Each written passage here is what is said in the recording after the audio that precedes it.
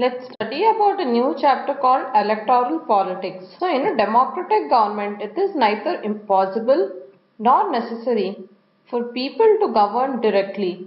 Most common form of democracy in our times is for the people to govern through their representatives. So, in this image, we see the Parliament of India. Why elections? Assembly election in Haryana. That state has been ruled by Congress party led government since 1982, but Chaudhry Devi Lal, an opposition leader, he led a movement called Nyaya Yudh and he formed a new party called Lok Dal. So this is the image of Chaudhry Devi Lal. So his party joined the other opposition parties to form a front against the Congress in the elections. So in the election, Devi Lal said that if his party won the elections, then the government would waive the loan of farmers and small businessmen. People were unhappy with the existing government. They were attracted to Devi Lal's promise. They voted overwhelmingly in the favor of Lok Dal and all its allies. Lok Dal and its partners won 76 seats out of 90 seats in the state assembly, and Lok Dal won 60 seats in the assembly. Congress could win only 5. So once the election results were announced, the sitting chief minister resigned. The newly elected members of the Legislative Assembly, MLAs, of Lok Dal, they choose Devi Lal as their leader. So after 3 days of the election result, he became the chief minister. As soon as he became the chief minister, his government issued an order waiving the outstanding loans of small farmers, agriculture laborers and small businessmen. His party ruled for 4 years. Next elections were held in 1991, but this time he did not win popular support. Again the Congress won the elections. Why do we need elections? So elections takes place regularly in any democracy. More than 100 countries in the world in which election take place. They choose their people's representatives. And elections are held in many countries, even in that which are not democratic. Democracy is the rule of the people. A rule of the people is possible without any elections if all the people can sit together every day and take all the decisions. This is not possible in large communities. So therefore, democracy's people, they rule through their representatives. So there is no other democratic way of selecting representatives other than elections. But there could be little difficulty in deciding who is more experienced or knowledgeable. Democracy requires a mechanism by which people can choose their representatives at regular intervals and can also change them if they wish to. And this mechanism is only called elections. So elections are considered essential for a representative democracy. In an election, the voters make many choices. They can choose who will make laws for them. They can choose who will form the government and take major decisions. They can choose the party whose policies will guide the government and also the lawmaking. This is a ballot box and people are casting their vote in this image. What makes an election democratic? Elections are held in many ways. All democratic countries hold elections, but most non-democratic countries also hold some kind of elections. There are many countries where elections are held, but they can't be called democratic elections. So here is a simple list of minimum conditions for a democratic election. These conditions are everybody should be able to choose. It means that everybody should have one vote and every vote should have equal value. There should be something to choose from. Parties and candidates should be free to contest the elections and should offer some real choice to the voters. Elections must be held regularly every few years. Candidate preferred by the people should get elected. Elections should be conducted in a free and fair manner where people can choose as they really wish. So this might look very simple and easy conditions, but there are many countries where these are not fulfilled. So India introduced electronic voting machine to make sure that voting process is free and fair. Is it good to have political competition? Elections are basically political competitions. This occurs in various forms. And the most obvious form is the competition among political parties. At the constituency level, it takes the form of competition among several candidates. If there is no competition, the elections will become pointless. And electoral competition also has demerits. It creates a sense of disunity and factionalism in every society. In this image, we see the logo of some of the major political parties of India. Demerits of an electoral competition. Political parties and leaders, they often level allegations against each other. Parties and candidates use dirty tricks to win the elections. Pressure to win elections does not allow sensible long-term policies to be formulated. Good people who may wish to serve the country do not enter this arena, and they do not like the idea of being dragged into an unhealthy competition. Our constitution makers, they were aware of these problems.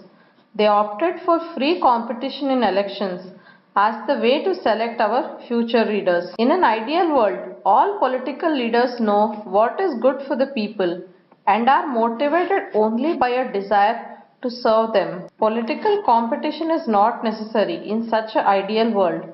Political leaders all over the world, like other professions, they are motivated by a desire to advance their political career. They want to remain in power or to get power and position for themselves. They serve the people as well, but they may not know what is required to be done, or their ideas may not match what people really want. In this image, we see a political violence. What can be done to improve the political situation? Improve the knowledge and character of the political leaders. More realistic way is to set up a system where political leaders are rewarded for serving the people and punished for not doing so. So who decides this reward or punishment? Simple answer is people. Regular electoral competition, it provides incentives to the political parties and leaders, and if they serve the people sincerely, their popularity and chances of victory will increase by the next elections. But if they fail to satisfy the voters with their work, then they will not be able to win again. So if a political party is motivated only by the desire to be in power, then it will be forced to serve the people. This is bit like the way market works. Political competition causes division and ugliness, but finally it helps to force political parties and leaders. What is our system of election? Lok Sabha and Vidhan Sabha elections, they are held regularly after 5 years.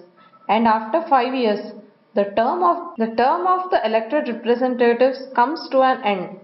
Elections are held at all constituencies at the same time, either on a same day or within a few days. This is known as general elections. Sometimes election is held for only one constituency to fill the vacancy caused by death or by the registration of a member. This is known as by-election. Electoral constituencies. In our country, we follow an area-based system of representation. Country is divided into different areas for the purpose of elections, and these areas are known as electoral constituencies. Voters who live in an area, they elect one representative. And for Lok Sabha elections, the country is divided into 543 constituencies, and it is called as Member of Parliament or an MP. One of the features of a democratic election is every vote should have an equal value.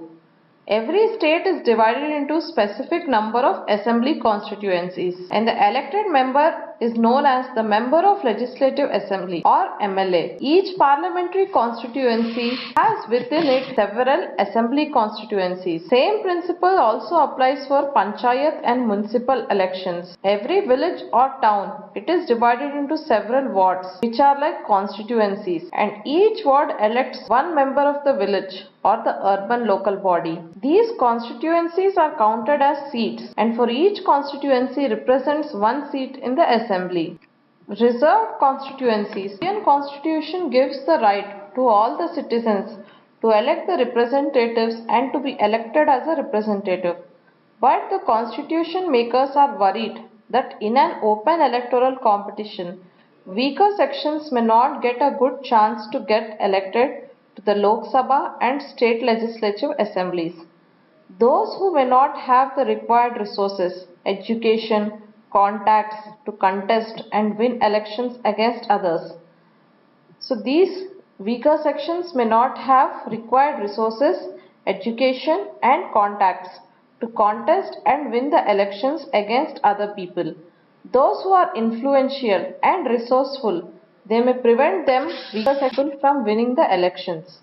So if weaker sections are not elected to the parliament and assembly, then the voice of that significant section of the population will not be heard. Then that will make our democracy less representative and less democratic. So the makers of the constitution, they thought of a special system of reserved constituencies for the weaker sections. So some constituencies are reserved for the people belonging to SC and ST castes. So in a SC reserved constituency, only someone who belongs to the SC caste can stand for the election, and only those who belonging to the scheduled tribes, they can constitute for an election from a constituency reserved for ST. So currently in Lok Sabha, 79 seats are reserved for SC and 49 for the ST. The number is in proportion to their share in the total population. Reserved seats for SC and ST do not take away the legitimate share of any other social group. This system of reservation was extended later to other weaker sections also at the district and local level.